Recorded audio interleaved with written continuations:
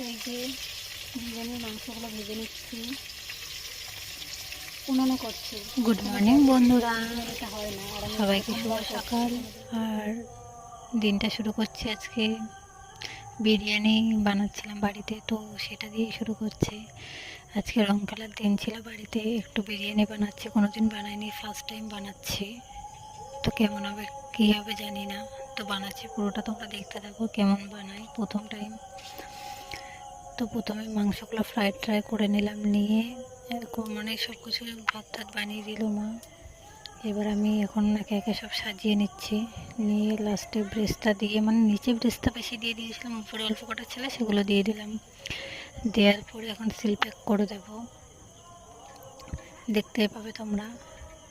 বিরিয়ানি মশলাটাও দিয়ে নিচ্ছি, মশলা টশলা সব দিয়ে একেবারে সিল প্যাক করবো, করে তার মধ্যে একটা দাদা আসবে, এসে পুরোটাই রং মাখিয়ে দেয় আমাকে, আমার ছেলেকে। তো তোমরা সেটাও দেখতে পাবে, ওটা লাস্টের দিকে আছে ক্যাপচারে। মশলা যেটুকুনি ছিল সেটুকুনি লাস্টে পুরোটাই দিয়ে দিয়েছি। জানি না মানে বেশি হয়ে গেল কি কম হয়ে গেল, এখনও পরিমাণটা আমি ঠিক বুঝি না, তো তাও দিয়ে দিলাম আন্দাজ মতন একটা। তো এদিকে ছেলে প্রচণ্ড ডিস্টার্ব করছে, তার মধ্যে এক হাতে ক্যামেরা ধরে করতে পারছি না, তাও বানাচ্ছি, যে প্রথম বানাচ্ছি, কেমন বানায় কি না মনে হয় তোমাদের সাথে শেয়ার করবো এই কারণে।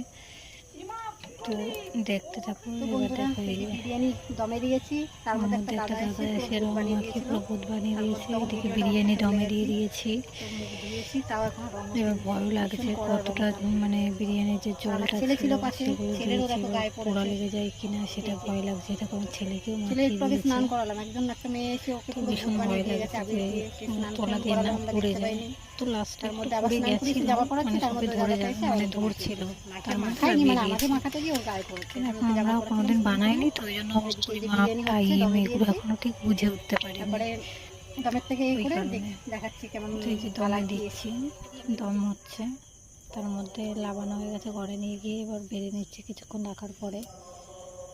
যে খাবো, দিদি খাবে, আমি খাবো, মা খাবে, বাবা যেহেতু বাড়িতে ছিল না, বাবা